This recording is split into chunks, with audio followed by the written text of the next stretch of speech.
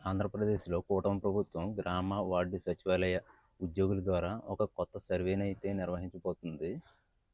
అయితే ఈ సర్వే పేరొచ్చేసి యూనిఫైడ్ ఫ్యామిలీ సర్వే. అయితే ఈ యూనిఫైడ్ ఫ్యామిలీ సర్వే అనేది ఎవరెవరికి చేస్తారంటే మొత్తం ఆంధ్రప్రదేశ్‌లో ఉన్న కుటుంబాలన్నింటికి కూడా ఈ సర్వే అనేది నిర్వహిస్తారు. అయితే ఈ యూనిఫైడ్ ఫ్యామిలీ సర్వే చేసేటప్పుడు ఎటువంటి వివరాలు తీసుకుంటారంటే వాళ్ళ కుటుంబంలో ఎంతమంది సభ్యులున్నారు, వాళ్ళు ఎంతవరకు చదువుకున్నారు, వాళ్ళ ఆర్థిక పరిస్థితి ఏంటి, సామాజిక నేపథ్యం వీటితో పాటుగా వాళ్ళు ఏదైనా ఉద్యోగం చేస్తున్నారా? ఆ ఉద్యోగం గవర్నమెంట్ ఉద్యోగమా? లేదంటే ప్రైవేట్ ఉద్యోగమా?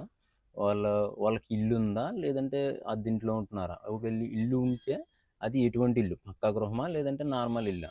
ఇవన్నీ కూడా డేటా సేకరించి చివర్లో ఈ కేవైసీ చేసి ఈ సర్వేనైతే సచివాలయ ఉద్యోగులు పూర్తి చేస్తారు. అయితే ఈ సర్వే ఎప్పటి నుంచి చేస్తారనేది ఇంకా ప్రభుత్వం ఖచ్చితమైన డేట్ అయితే నిర్ణయించలేదు.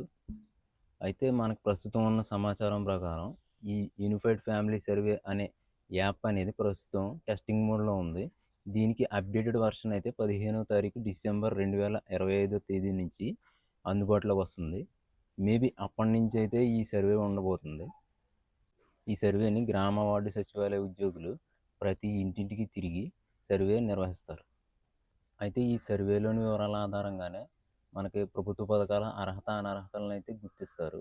రేషన్ కార్డు గానీ, ఏదైనా సంక్షేమ పథకాలకి వీటన్నింటికి కూడా దీని డేటాబేస్ ఆధారంగానే వాళ్ళ అర్హతలను గుర్తించబడతాయి.